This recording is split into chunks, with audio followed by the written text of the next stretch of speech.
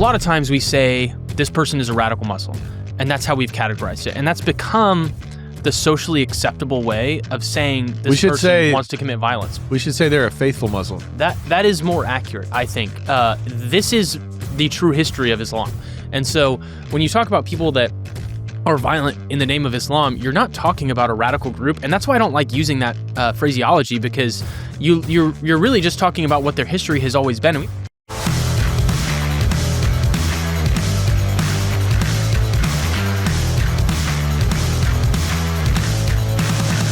Welcome into a Friday episode of the Under God Podcast. We're doing a culture review. I'm Pastor Nate here with the freshly bearded back Pastor Daniel Hayworth. It goes, dude, I'm so proud of you for growing that back out. What is your wife's vote? Because I know what my vote is. I've been very clear, and all of our podcast listeners know I like the beard. What does Maddie have to say about the beard? It depends on her mood. She's a woman. Is this why it comes and goes? Comes in and out. You're just on the end of her kite string. It comes in and out. Shave it, grow it. Shave it, grow it. Comes in and out because I get tired of it, and then I want it back, and then I get tired. But it only takes me like 2 weeks, so it's not like a big deal. Yeah, that's a gift. It took me 42 years before I finally got facial hair. So yeah, I started shaving when I was like 14. Like this level. So, I mean, I don't know. Like, it's just, like, some people are like, oh, man, you got to grow it out. And I'm like, okay, like, give me a week. Like, I don't know. Like, it doesn't really bother me. So I can just kind of do what I want. Looks great. Yeah. Thank you. Yeah. Thank you. You look older, more respectable. I don't know why we have to talk about this every single time. Well, because it constantly changes. If you I'll just send this left it episode alone to my for a wife. while, I'll forget to say anything. I'll get used to it. But anyway, we definitely have more important things to talk about today than Daniel's beard, as interesting as that is, and how much I know you guys all love to talk about it. We got other stuff to talk about. So a lot of stuff been going on this week, but one of the things we're going to talk about first is this shooting that took place this past week. DC. Yeah, and it was pretty wild. I mean, like, I go to DC you know, once a year or so, sometimes more, and when I saw where that took place, I was like, well, yeah, I've been there many times, like a few times this year, that exact same metro station. Yeah. So that was a little weird, Farragut West, to hear that name and, have been there many times, and then to hear what's going on. But why don't you set the backdrop on this story for those who maybe have been asleep at the wheel and don't know what happened? Yeah, so this happened really tragically over the Thanksgiving holiday for a lot of people. And so what's really supposed to be a time of Thanksgiving and celebration turned into a pretty tragic time for at least this family and all of her family and the National Guardsmen that are assigned. This was the day before Thanksgiving when it happened, right? So this is the day before Thanksgiving. So on the 26th, there was a National Guards stationed outside of the White House, actually. And so this Afghani immigrant who's come as a refugee to the country in the pullout from Afghanistan and has since been granted status here, legal status in the country, goes to Washington, D.C., specifically with the intention of shooting National Guardsmen. Wow. And specifically with the intent to kill troops. And so he has a handgun that's loaded with 4 rounds. We discover sort of in the aftermath that this guy's been increasingly manic with his family.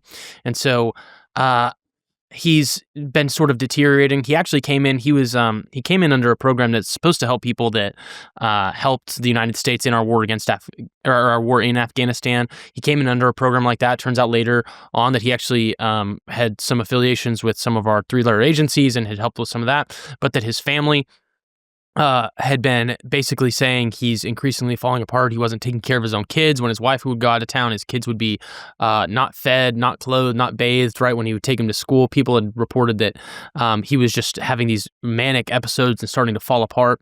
And so he becomes really radicalized into Islam. He is Islamic already, but he decides that he needs to go commit jihad, essentially, against some of our guardsmen who are just stationed in D.C. Unfortunately, those guardsmen are not armed, so or are not armed as they should be.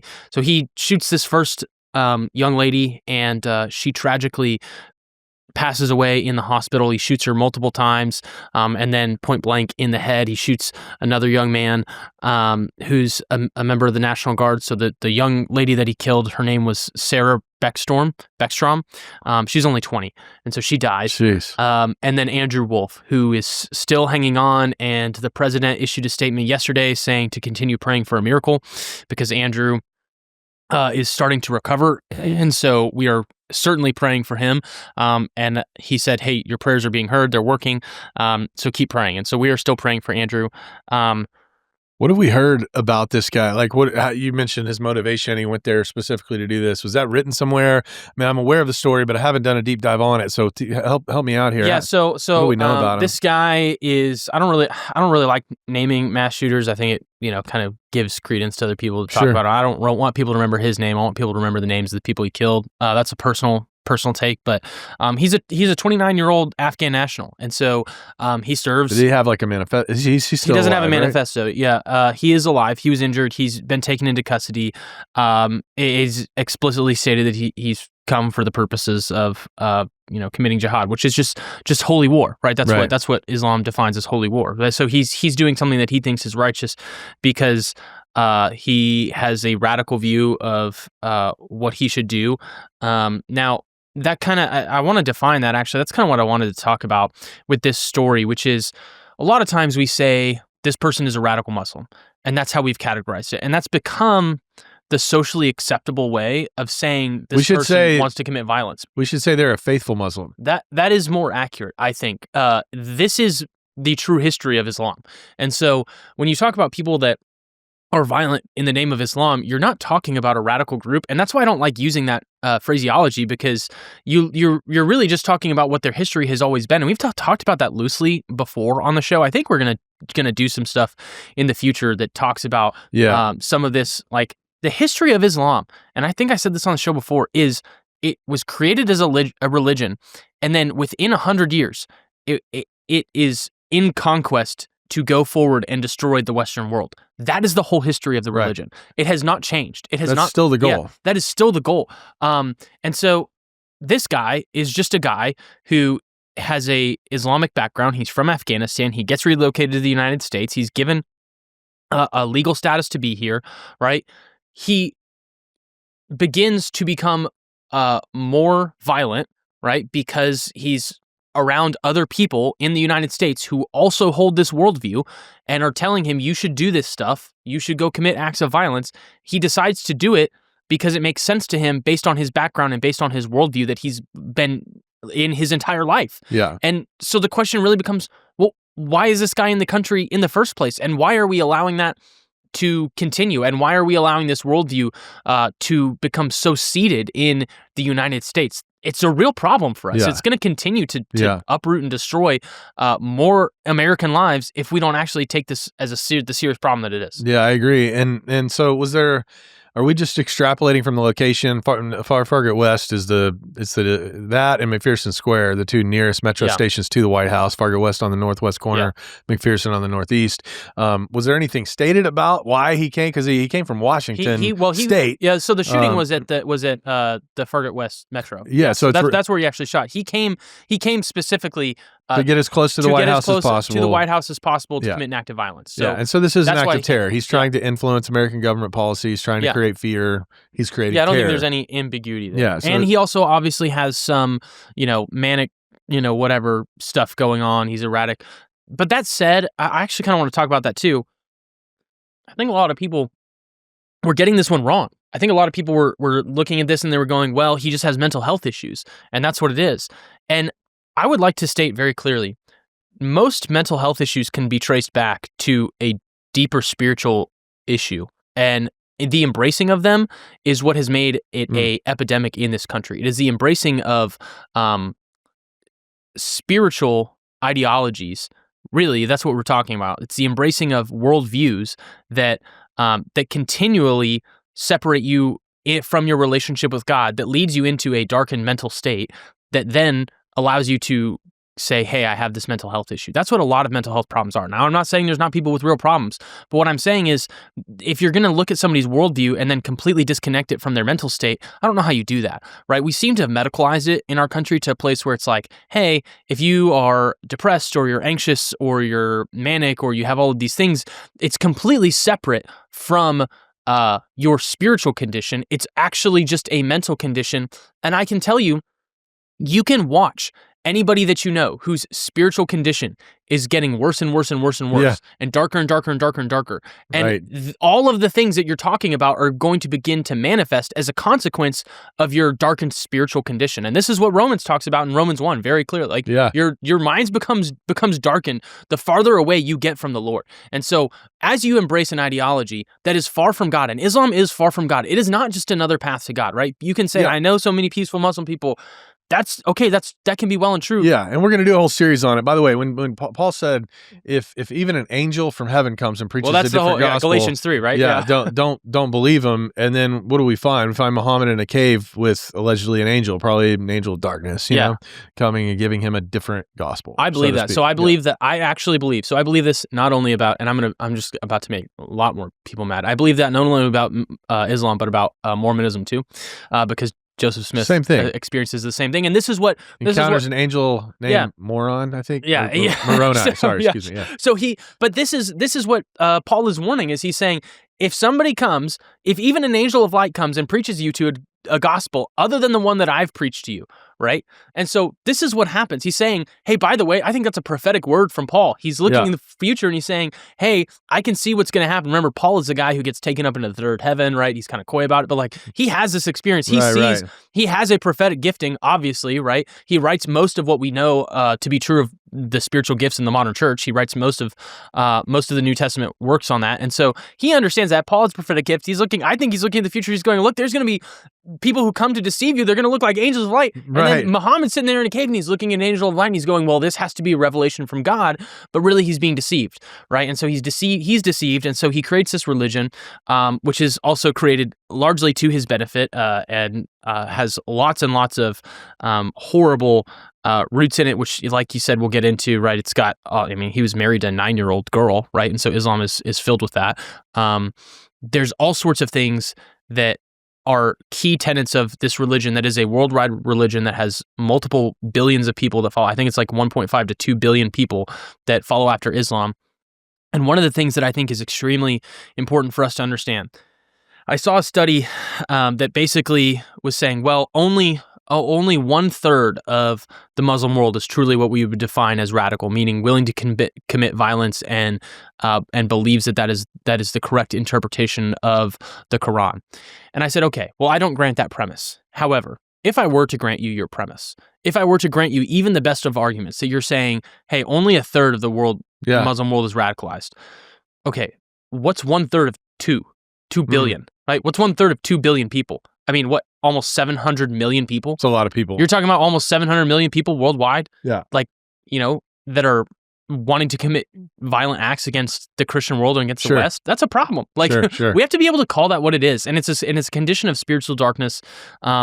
This is just the latest iteration of it. It's not the first time the West has encountered it. It's not the first time America has encountered it. It's one of the things that we've been encountering for generations. But it also plays into this second conversation, which I wanted to talk to you about today, which is not just the conversation of Islam, but it's also the conversation of immigration, which is an ongoing conversation, because at the same time that this story is going on, we have another story coming out of Minnesota about Somalians. So for those of you that don't know, Minnesota is beholden to a Somali immigrant population.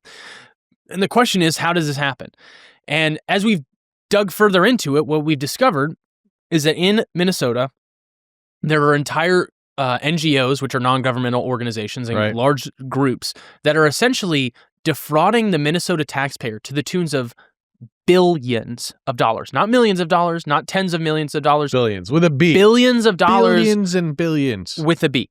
And so essentially, these Somali immigrants have come in, they've abused our visa systems and abused our immigration laws, and they've used NGOs to get thousands and thousands of Somalis A certain imported Somalian into Minnesota. congressperson comes to There mind. is from a Somalian Minnesota. congressperson, Yeah. Ilhan Omar, who has previously said that her primary allegiance is to Somalia, which I think should be an automatic renunciation of not just your congressional seat, but your citizenship. US citizenship. Yeah, well, yeah, this is actually one of the things you do when you take an oath to become a citizen, is you swear allegiance to the country and you choose to renounce any loyalties to any other country. And when you become a naturalized citizen, you literally raise your hand, you take an oath of loyalty to the United allegiance. States, and you're like, hey, I'm loyal to this country. Yeah. And any country that doesn't do that is obviously acting out of a... How did she get her citizenship, by the way? She married her brother. She married her brother. So that's like... Just make sure we put that on the table here. Yeah, which, she is Islamic, so... Again, traces some stuff tied in there. Well, when you talk about this, the percentage of people and then how that would affect here, I mean, even as I was talking with Ronnie Simone on a different podcast episode about Gaza, one of the things I didn't know, you probably know because you're all up in this more than I am even, but 70% of Palestinians voted for Hamas over the PLO to be their government structure. Yeah. So that, and with the stated goal of annihilating Israel and then eventually annihilating America, it's basically, copy and paste from Iran's stated goals as well.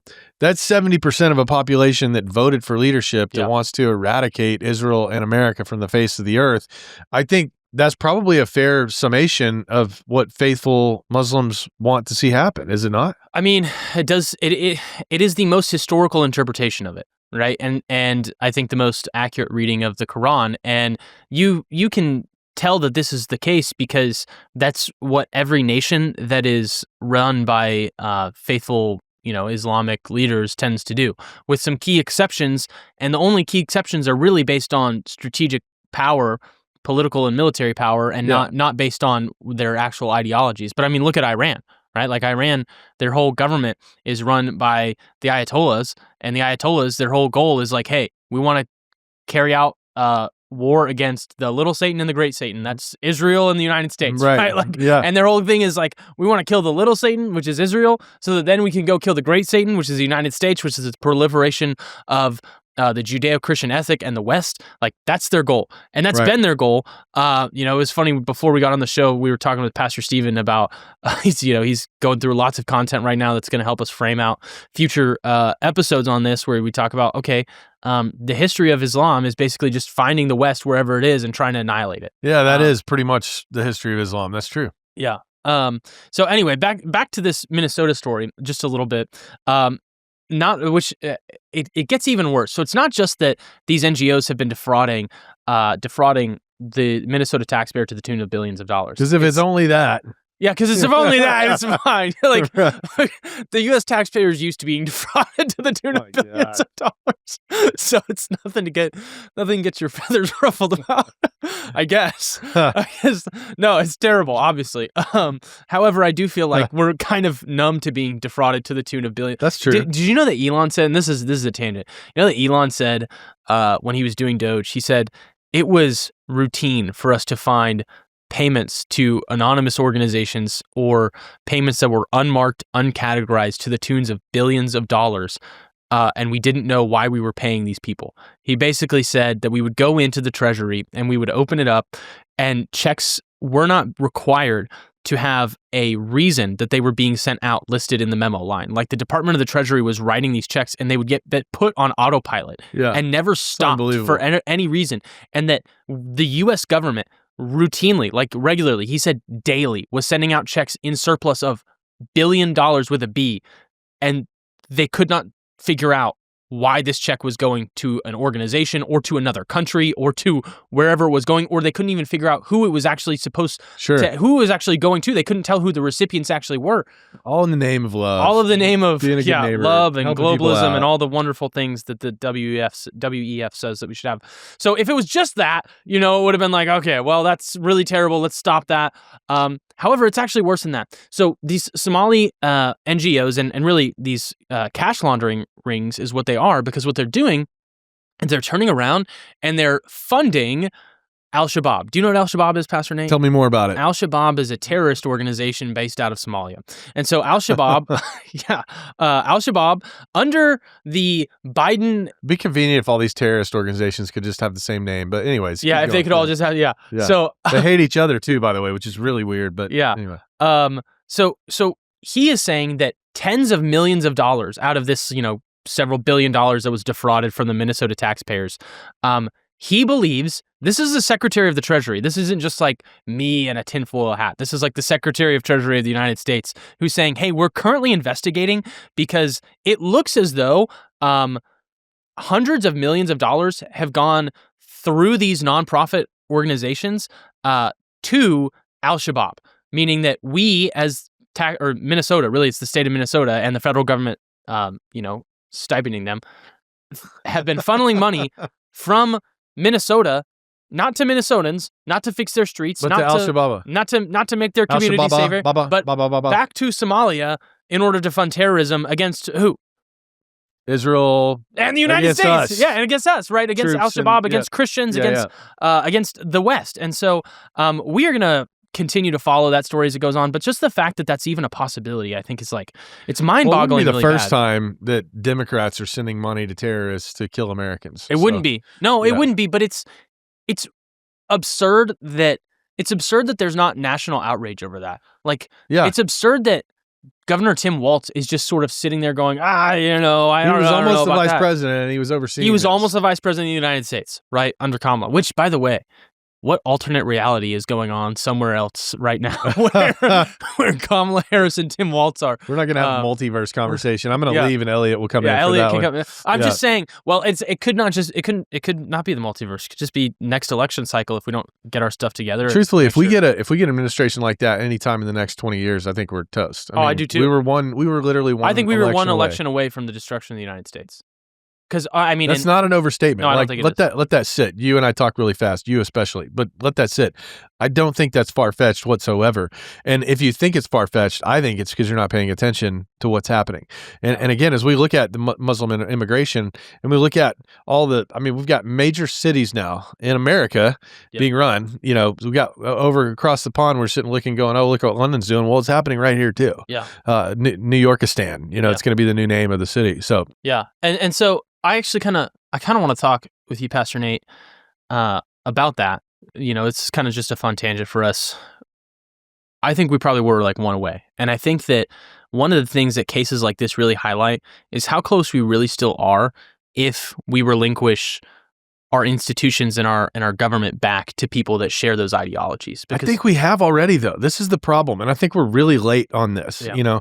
I mentioned before, my dad's been telling me for 15 years, like, hey, you guys need to be paying attention to Islam. This is the problem. He's been sending me books and articles and things, and truthfully, I've kind of had this mindset that like that's an over there problem, and I've cared about it because of what it means for over there, but it's here. Oh yeah, like it's not coming. It's here, and it's here in Texas. There were 40,000 mosques open up in Texas in the last 2 years. It's ridiculous. I mean, it's you don't see it, you don't know, but it's taken over. It's incredible the way that Islam tries to move. It's incredible that, and I wasn't even just talking about Islam. I'm also just talking about the left, right? This ideology that's self-destructive. It's this self-loathing, self-defeating ideology that's using Islam as a tool. The problem is, it's like Islam's using it as a tool. That's like using alligators as a pet. Right, like taking it on. No, I think Islam's using the left as the tool. Oh, I think so. I think this is their pro-abortion because they know that we'll kill our kids and they won't kill their kids. I think that's part of. I think that's true, right? I also think it's true that the left currently holds political power, and so they think that they're taking like this alligator on a stroll and that they're just going to use it for its purposes to scare away everybody. Until it turns on them and kills them. And that's what self-loathing ideologies do, right? Is they welcome in people that are going to destroy the fundamental foundations of what gives them any blessings at all. And so really the question I think for us as Christians and as people with any sort of vote in our country becomes like, what are you going to do about it? And I think this goes back to what we've talked about a lot on the show. Is you have to get active, you have to get engaged. We're really excited. Our church, we're going to be doing we're partnering with For Liberty and Justice. We have more of that rolling out. We have like your location has a chapter of that's going. Ours has one. We have groups of people meeting. If you're listening to that, you want to know more about it, we can drop a link in the show notes. Our producer Nick, is helping us run that, right? We've got awesome stuff coming on that. Like, get active, getting engaged. But more than that, even more than getting engaged politically, which we should do and we have to do and we're going to continue to do, I think we have to really work to Christianize our country. Like, the fundamental answer is not just a social policy. Like, we need to get the social policies fixed. We need to push for all of that.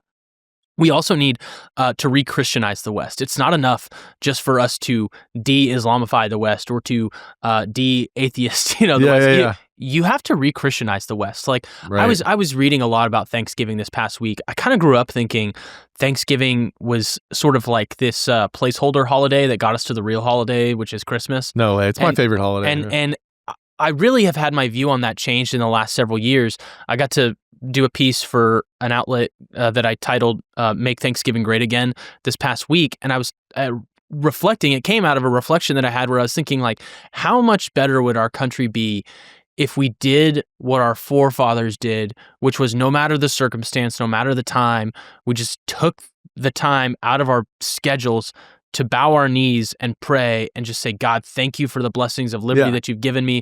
I'm going to, because thanks is different than just happiness. Right. And that's what our culture has done. We've kind of like diminished it to this like happy thing. And thanks is not that. Thanks is, I am thankful to someone. There's an object of my thanks. Sure. And it is the Lord. And it's not a God. It's not some other God. It's not any, it is the Christian God. It is the one true God. I'm thankful to him. And we have to get back to that spirit that, hey, the West is a Christian place. It was made for Christianity. The United States is a Christian nation. It was made by and for a Christian people. It is wholly inadequate for any other people. Right. And we have to be unapologetic about that. I think it's just time to just say, Christianity's the one way. Either you get on board with that, or like, I'm sorry, I don't know that we can share shared space, right? Like, I don't know. Your ideology wants to kill mine. There's a lot of ideologies, and I want to. Here I go. I got to come across somebody. I know. Like I'm kind of pricking on some things. To find myself to the left of anybody, I got to find somebody like you. I mean, we are our country, and I've talked about this probably more than anyone on this podcast about the Christian founding of our country. We were founded as a Christian nation. Now, there is the truth that we do not establish religion here. And so we're not mandating that you be Christian. But here's what I do think. I do think that you need to be committed to not working against, particularly in violent ways, I think, that's fine. The Judeo-Christian worldview. Yeah. So if you want to be a peaceful Buddhist and, you mind your own business and you go along with the Judeo-Christian society, which is the bedrock for the foundation of our country, that's fine. But if your intent is to overturn that, to upend that, we didn't create this place for you. Yeah. That's also true. Yeah, so so let me distinguish a little bit about what I'm saying. I am not saying like de-immigrate all people that don't believe exactly what I believe. That's not what I'm saying. What I am saying is is send away all of these Somali refugees that are not refugees. They're defrauding the country. Everybody who came in for this Somali ring, they need to go back to Somalia, right? They need to go. Everybody that came in order to prolificate Islam and to radicalize the West that have come in from all of the Middle Eastern countries, all of them need to get a one-way ticket back to somewhere else. I am saying that, right? Yeah. You can be mad at me. That's fine. No, I don't disagree with that. But it's because there is an antagonistic and intent to overthrow and to even use violence to do so. Yeah, and the only people that should come in as immigrants to America are people that are going to benefit the American nation, and the people that are going to generally co-sign onto the values of the Christian country. And we do have values. We do have a way of life. We do have a culture. Right. And that's so when what we've erased language, culture, borders, and pretended that we're a melting pot that we weren't designed to be, everything goes off the rails. And this is a problem not just in the Islam conversation. It's a problem in the transgender conversation. Oh, yeah. I mean, it's a problem across the board. Right. And that's what I'm saying is that policy-wise, deport all of the people that we don't need to have in the country and that don't have a right to be in the country and that are actively harming the country. And honestly, maybe they're not even actively harming the country, but they're not benefiting the country. Yeah. Like, that's fine, but that's a policy conversation. The culture conversation that I'm saying, that's what I'm saying we need to re-Christianize the West. Like, culturally, we need to be unapologetic about the fact that this is a Christian country, and we need to be winning in our ideas and remind people of that. Like, we have to remind people, hey, it is good to be Christian, and it is good, and that is the foundation of the country, and we don't need to apologize for that. By the way, one of the people I think has done the best job at that is our Secretary of Defense. He's unapologetic about his Christendom. He's unapologetic about the fact that Christ has saved his life, about the fact that his life is completely different from before he met the Lord, and that he feels like he's on a mission from God to help rescue the West. And so we'll actually jump ahead a little bit to our headline that involves him, just because it's kind of a nice transition, because he's one of those people who's actually doing culturally what I'm talking about. And he's been in the news this week because he's been using his Romans 13 God-given authority as a protector of the language, culture, borders, laws of the United States of America in order to protect the citizenry of the country by yet again bombing narco terrorists. Now, when we covered this story the first time, I thought this is going to be fun. We'll cover it like once and then it'll go away. It like won't be that big of a deal. I was wrong. It has been in the news a lot more, and it's escalated because as of this past week, you have United States senators calling what he's doing a war crime, and essentially trying to say that he and anybody in his chain of command, right, the admirals that he that gave the orders to bomb this latest, narco terrorist ship, and the soldiers on the ground should be considered eligible for UCMJ punishment, which I think is absolutely destructive to the force. And when I say the force, I mean the troops. I mean, can you imagine if there's senators that are sitting there saying, "Hey, if you follow any orders that come down lawfully from the Secretary of War, you could be eligible for getting rounded up and punished the next time the Democrats come back into power," which plays in the conversation we just had. We're only one election cycle away from them trying to destroy everything again. Which, by the way, just to go back and do a little history for you, President Thomas Jefferson, President James Madison, President Abraham Lincoln, President Woodrow Wilson, all took care of ships that were in international waters, so to speak, but headed our way to do harm to America. And Jefferson was our third president, and he was not only fighting the Barbary pirates in the Atlantic without a congressional declaration of war, he was also giving money from the Treasury to private citizen in the forms of what was called letters of marque to use their own boats. He was paying private citizens to go blow up pirates in the Atlantic Ocean in the third administration of this country. So when you have people who are like, "Hey, this is a war crime," like, I'm sorry. Like, I don't buy it. It doesn't hold water. Like, he bombed a terrorist boat. How is that a war crime? And by the way, Mark Kelly, who's the senator. Yeah, I was about to say, so let's talk about that. Yeah, Mark Kelly's the senator who's been calling for this, who shouldn't even be a senator, because Mark Kelly has taken money from the Chinese Communist Party, and he's sort of, I think, an asset for the CCP in at least the lighter sense of the word. And that was a big scandal that almost got him not elected. Swalwell. Well, Swalwell, who's sleeping with Fang Fang. Next governor of California. Eric Swalwell, governor of California, and honeypotted by the Chinese spy Fang Fang. If you don't know that story, you can go look it up. It's true. So it's funny that he's never denied it. He's always deflected it. He's never don't ask me that. We're here to talk about something else. Yeah. It's just if you didn't sleep with Fang Fang, you could just say so. I don't know. Maybe just say that. But it seems like you did. And so anyway, Mark Kelly was the one who came out and he said, "Hey, these should be considered war crime." He went on a couple of long tirades, and he basically said that, hey, because of the actions that were taken, essentially what happened was we bombed a boat. We sent a couple of missiles at the boat. There was, after the first missile, we didn't think the entire thing was destroyed, so we sent a second one. And Mark Kelly's saying, well, there were people in the water, and so that's the war crime, is what he's saying.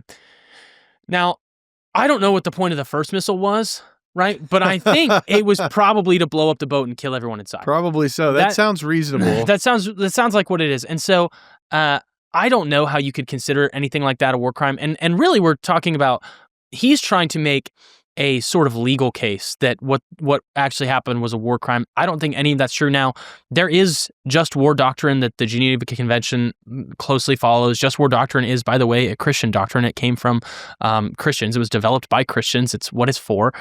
Islam does not abide, by the way, on just war doctrine, right? Islam, and neither do narco terrorists, or neither do any of the terrorists that we've ever fought. But Mark Kelly basically said, we need to investigate this. We should do all this. He's trying to get political points, right? And he's trying to, I think, also set the stage for prosecutions to come if the Democrats come back into power against our troops, and essentially scare them into not following after the lawful orders that come down through the chain of command from the commander-in-chief to through the Secretary of War, through the admirals in the Navy or the Army or whatever it is. And I think that's part of what he's doing. But he was the one who really highlighted all of this. And one of the things that he said was he made a defense that essentially it was okay because he was in the military. He was in the Navy. And he's saying, hey, this is different than what I did when I was fighting in Kuwait, because when we were fighting in Kuwait, it was because we were trying to prevent the terrorists from getting to Iraq. Which made me think, well, we're trying to fight the terrorists from getting to America. Right. So why is that different? Like, explain to me why it's okay to do this when you're fighting terrorists to get into Iraq for a war, but it's not okay for us to defend our own borders. Like, what else is a Navy for? Right. Like, what else is for? That's why you have the Navy. What else is the Army for? What else is an Air Force for? Like, what are these people for? What is their job? It's to defend this country. And so I just thought it was so telling, because he's like, well, it was okay because basically any war that's in the Middle East is okay with Mark Kelly. Any war that's like actually protecting American citizens, I guess, is not okay. Not okay. I don't think anything's going to happen. I don't think there's going to be any sort of war crime tribunal for Pete Hegseth or anybody in the Navy or anybody in the military. Treason tribunal for Mark Kelly. Unless we lose the 2026 midterms, we lose the 2028 election, and then I think it will happen. I actually think that if we lose the midterms in 2026, one of the things that you're going to see, we already know they're going to try and impeach President Trump. What I think they're also going to do is I think they're laying groundwork for, if they win in 2026 in the House and the Senate, they're going to try and impeach and convict as many of the administration, starting with Pete Hegseth. He was the one whose nomination they fought the most. He's the one who's done the most to disrupt their establishment power in the institution he's been put in charge of. He's doing a great job, by the way. He's doing a great job. I'm pro Pete, go Pete. I think that one of the most important things that we need to keep our eyes focused on is winning the 2026 midterms, because everything, all the gains in the first 2 years stop if we lose. Right. And so that's why it's really important that the redistricting going on in Indiana happens. That's why it's really important that the Texas redistricting, which, by the way, the Attorney General's office is taking to the Supreme Court right now because a liberal judge tried to block it. Right. And so we are now trying to argue on the state of Texas. Attorney General Paxton is arguing to allow our map to go through so that we can actually win the 2026 midterms. Because if we lose them, you're going to start seeing Pete Hegseth brought up on impeachment charges from the Congress. I think that's what you're going to see. Yeah, next. Pretty likely to have happen. Yeah, pretty likely to have happen. Let's jump into one other story here before we run out of time on this episode. I want to talk about really some freedom of speech, some freedom of religion stuff. We'll get to this UK person who got arrested for saying God bless you, but we've had something happen even a little closer to home, and by the time this episode airs, we'll be 2 days post a Supreme Court initial hearing, at least, about a case for a guy by the name of, let me go back and find it, sorry buddy, I knew your name, Gabriel Oliver. And so Gabriel, or Oliveri, is from Mississippi. He's in Brandon, Mississippi, ironically a town that I lived in for a couple of years, and this guy's a street preacher. And so one of the things he does, he goes out in public spaces, he holds up signs, and he tries to engage people with conversations about the gospel, okay?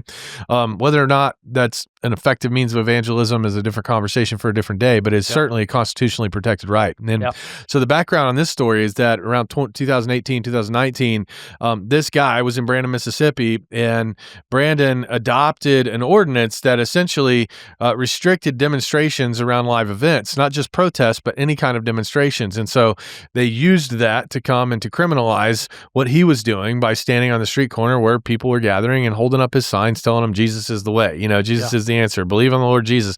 This is not even your hateful stuff. This is not Westboro Baptist stuff. This is just pro-Jesus commentary, signage, trying to engage people in conversation. He's not disrupting anything. He's not interrupting lines. He's not, causing a riot, none of those kind of things. Yeah, and he got arrested. Just holding up his signs. He got arrested, and he had a 10-day jail sentence as well. Now, that ended up getting suspended, but he had a 10-day jail sentence. He had to pay a fine, and eventually he decided, you know what? I think this was a violation of my First Amendment rights. And so Kelly Shackelford's organization, First Liberty, has taken up the case, and on December 3rd, Wednesday of the week we're recording this. And again, it'll be 2 days later when you hear this podcast. Yeah. But they're going to be going before the Supreme Court to try to get monetary relief in a violation of a civil right. But more than that, this is going to be in another important case in precedent case law as it relates to what the First Amendment really means. Does it protect your right to stand on a public street? By the way, public means you paid for it. Yeah. Your tax money paid for that. And or hold a up a sign loan that says that we took out.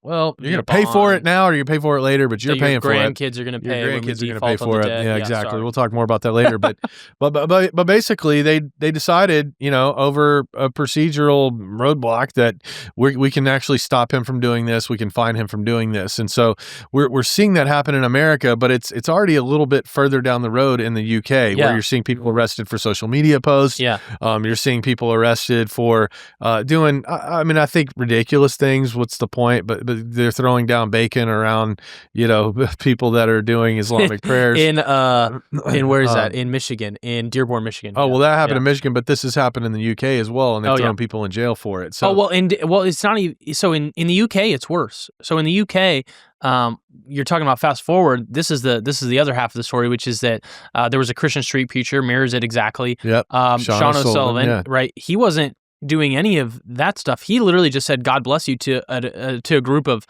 pro-Palestine, pro-Hamas demonstrators, and they locked him up for that. And by the way, there have been thousands of arrests in the UK for people on social media charges, freedom of speech charges, or hate speech charges is what they call them, right? Like, I didn't like what you said, and so now here's sort of the problem.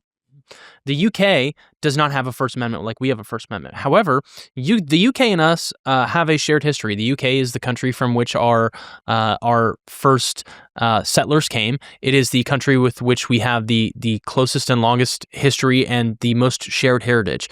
And so it is what we would traditionally call part of the West. I don't know if we can reasonably call the UK part of the West at the point that it is now, because if you're arresting a man for standing on the street and saying, "God bless you," you are not the same country from which Charles Spurgeon stood up and gave his famous sermons that drew in thousands of people and led them to the gospel. Sure. You're not the same country anymore. Right. Or John Wesley. Yeah. Or, abolitionists. Right. I mean, it's... And so I think this is really disturbing, and it really shows how fast the West can become not the West. And there's a couple of driving factors in this. One is leftism. Leftism has embraced this ideology. It's the same stuff we talked about a second ago.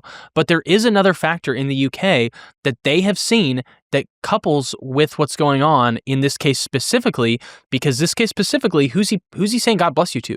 A group of Muslim pro-Palestine protesters.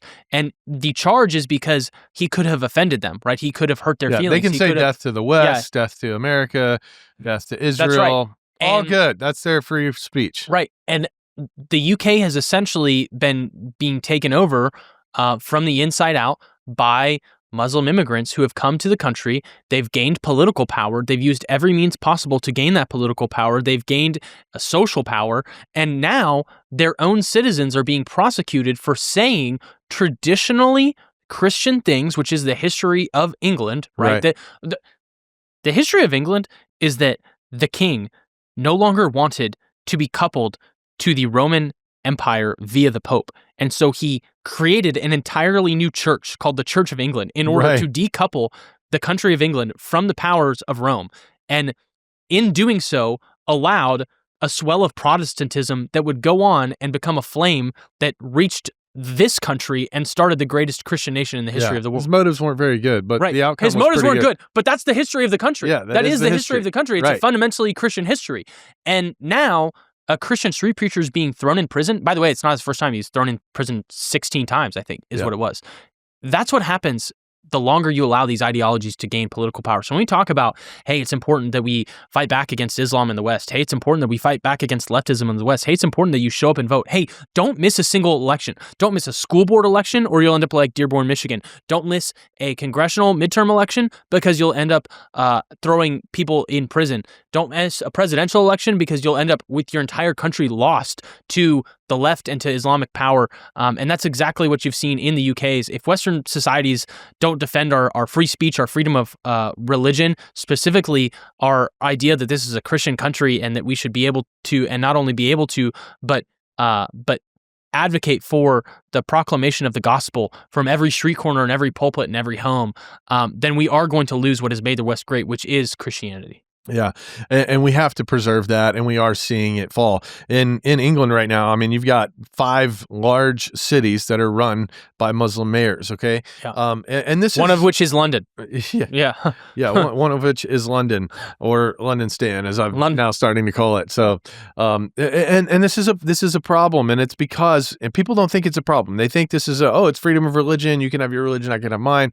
Anybody can run for office, but the Muslims, they're not idiots, and they've figured out that they can use the legal system in the UK, and now they figured out they can use the legal system in the United States of America to garner power through votes, and then began to enact change. This is why you're seeing, like in Dearborn, Michigan, Sharia law is now like the thing, and they can have their Sharia courts, and they operate outside the bounds of the United States justice system. It's a complete upending of everything that our country has been and has stood for since its foundation right up until this point in time. And we're going to be doing an entire series on the Muslim faith and on how they have attacked. I mean, you want to talk, people on the left are so mad about colonizers. There is no colonizer like the Muslim. Oh, yeah. I mean, they've taken over so many. But they're Christian not colonizers. nations. They're conquest. Yeah, right? exactly. They're on a mission that they believe is from God to conquer. Right? They're conquerors. That's what they want to do. But they will take that same language and accuse Israel. By the way, you can't colonize something that was already yours. Yeah, So it's not even the same thing. But we're trying to ring the bell here, because I said earlier on this episode, I think we're late to this. I think I'm late to this. I think you're late to this. I think we are late to this. I'm not that late. And well, you're so young. Maybe you're young. not. You're just finding out. You're like 17, so that's fine. I do have actually one quick story on the being late to it that I think you'll like. Tell us. I want to hear it. I was in high school. I was, I think, a junior in high school. So, you know, this is like 2 or 3 years ago. Yeah, this would have been last year. No, I'm kidding. I was a junior in high school, and this is going to date me though, because you're going to know exactly what I'm talking about. And I was sitting there, and I was talking to a guy. I was in this, high school government program, whatever, and I was on a trip in DC, and I was sitting at a Five Guys in DC with a group of people, and one of those guys is a Muslim, and he's my friend, and we're talking and whatever, and I'm debating the merits of Christianity and Islam with him. Brock's favorite burger joint. Yeah, right, exactly. And so I'm doing all of this, and I'm talking to this guy, and he's trying to convince me, essentially. He's saying, no, Islam is a peaceful religion. None of us are okay with what's happening. And literally, as we're sitting there talking, right, the TVs in the restaurant turn on to a breaking news segment, and they say, hey, ISIS has just invaded Mosul in Iraq, and they've taken over the entire city. Wow. Like, breaking news, like while we're going while I'm having this conversation, and he's trying to convince me. He's like, no, Islam's like a peaceful religion, like like it's not what it's about. And I just literally look at him, and I was like, well, what's that about? And like, what is that? Yeah. And he's like, it's just, and you could tell he was kind of defeated, because it was like not timely for his argument, obviously. But the truth is, it has been a problem for a long time. And the idea that we can kind of just go on ignoring it, you're right, we're a little late to the game. We've really got to address this problem. Yeah. I mean, and so President Trump just issued an executive order against the Muslim Brotherhood, and deeming them a terrorist organization. So did our governor here. Our governor, actually, for his credit, he said, "Hey, there are Sharia courts happening in Texas." That's not me saying it. That's not my conspiracy. That's the governor of Texas saying, said it. "I'm aware, and we're going to look into prosecuting them." Yeah, we're dealing with it. What's interesting though, and not because of your age, I don't know if you remember this, but I mean, Obama had Muslim Brotherhood representatives in the White House. Yeah, he did. And they were advising him, which is why we sent them billions of dollars worth of arms, and we created entire so just civil wars. Consider this, that just a few years ago, our Democrat president was bringing terrorists into the White House to advise American policy, and now we finally have a president that has the cojones to call them what they are. If we can't say that on the show, we just did. So. And I think that's where we can say whatever we want. It's free Yes. country, free speech. Yeah, that's right. But I think I want to kind of land here because we've got a lot of work to do here. But listeners, so do you. You've got a lot of work to do to educate yourself, to understand the landscape. We're not in a place where we're just telling you about interesting headlines. We're not. I mean, you did talk about Taylor Swift on this podcast at one point, but we're not just talking about Taylor Swift and cultural events. We're talking about a radical religion that wants to take over our country, wants to suppress Christianity, ultimately do away with Christianity. Syria, in the last 100 years, it was a Christian country. Egypt was a Christian country. Lebanon was a Christian country.